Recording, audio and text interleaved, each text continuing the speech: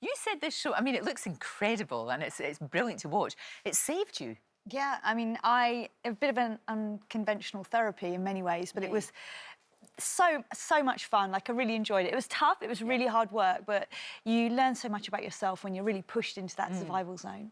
And did you find it, I mean, obviously physically demanding, but I would imagine mentally demanding just as much, if not more? I think that's it. It's like they challenge you in terms of pushing your courage and your trust and all these different elements of your psyche, and physically you're exhausted, so you're not approaching it in the best mindset.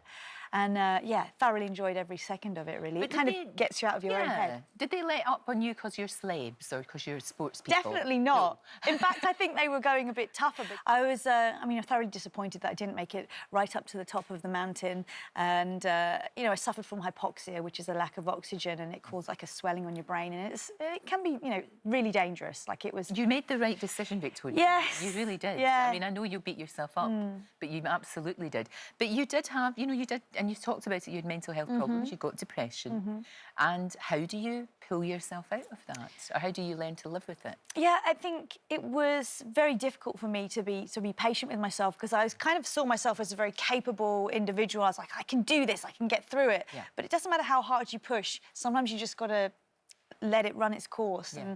And for me, I found that really hard. And I kept finding ways to keep myself active and taking up new sports. I went surfing, for example, and taking on challenges like this, because when I came out the other side, I thought, you know, I can do this. I have still got the strength and ability, but I just kind of lost confidence, I guess. Yeah, I can understand that thing about losing confidence. I found it remarkable that when you were a kid, you were told you weren't going to make it. No. And here you are, gold medal Olympian. Yes. You know, but for somebody to tell you that, now that either crushes your soul or you say, right, I am going to prove you wrong. For you, how did you deal with that? Was it the fact that you said, I'm going to prove you wrong, and you did? I think I lived most of my life and my career in that kind of mindset. You know, if you say I can't do it, it kind of just spurs me on. Yeah.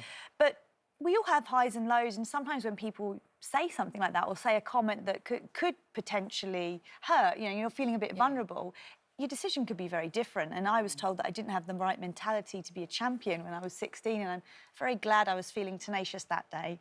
Yeah. I wanted to push on. I hope you sent a picture of yourself with your medals to this fella, whoever he was.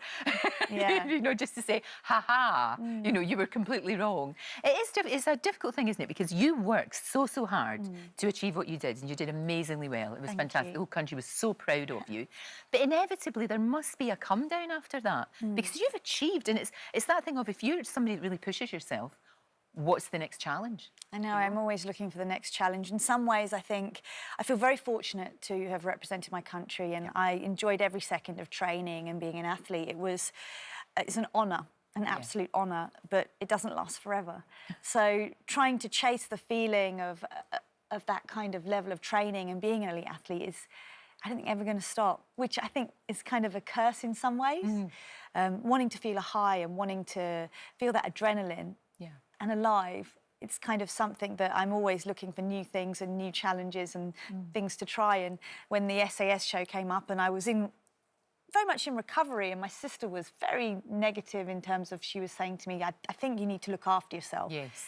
And I really was kind of, I thought I really also want to say yes, because that's the person I really am deep down. And for you, it's worked. Yes. I mean, you know, we can't give away who wins. No. We cannot, because obviously people are still watching.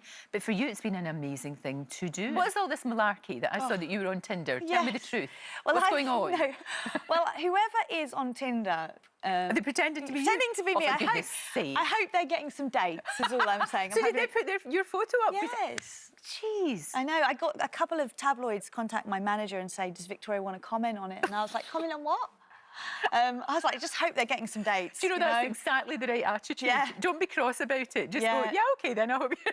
But whoever goes on the date, they're going to expect you, and what are they going to get? Oh, well, hopefully someone equally as kind of great. Yeah, exactly. Quite right too. That's what we like to hear.